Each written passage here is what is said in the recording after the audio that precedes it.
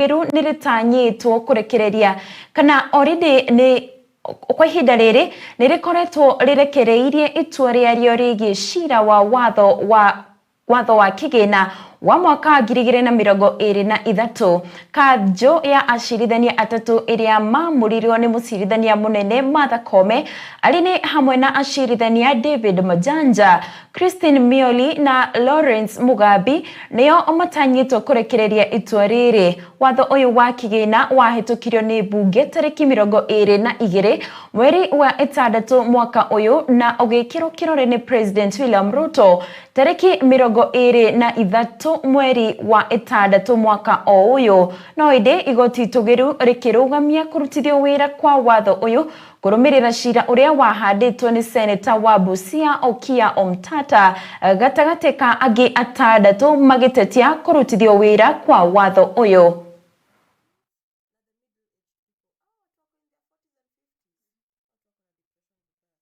Participation is not an abstract notion. It must be purposive and meaningful. Number 6, public participation must be accompanied by reasonable notice and reasonable opportunity. Number 7, public participation is not necessarily a process consisting of oral hearings. Written submissions can also be made. And the court went further to outline the components of meaningful public participation, which we have cited there. Whether the public participation exercise was sufficient to meet the test in the BAT case is a question of fact. There is ample evidence that the National Assembly invited citizens to submit and give comments on the bill by way of letters to various stakeholders and newspaper advertisements. Secondly, the invitations indicated the venues of the public meetings and the manner of submission of written memoranda on the bill. The National Assembly provided liaison officers for the meetings. We find that the manner in which the National Assembly proposed to conduct the public participation was not only facilitative but also reasonable in the circumstances.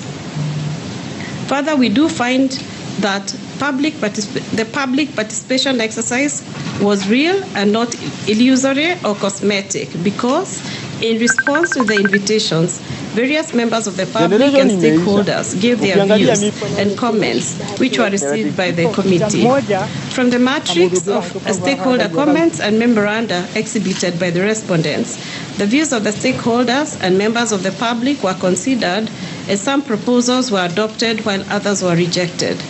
The public participation exercise was thus real and gave diverse stakeholders an opportunity to present their views on the bill. The petitioners complained that some of the submissions by the members of the public were rejected without giving reasons. The enactment of the Finance Act is a legislative process, and in discharge of its legislative mandate, the National Assembly passed it. There is no express obligation on the part of Parliament to give written reasons for adopting or rejecting any proposals received from members of the public. Nevertheless, we think that in order to enhance accountability and transparency, it is desirable that the relevant committee, after conducting public participation, gives reasons for rejecting or adopting proposals received. Thank you, my lords. My name is Senior Counsel Kongo Mogeni. I'll be arguing on behalf of the 6th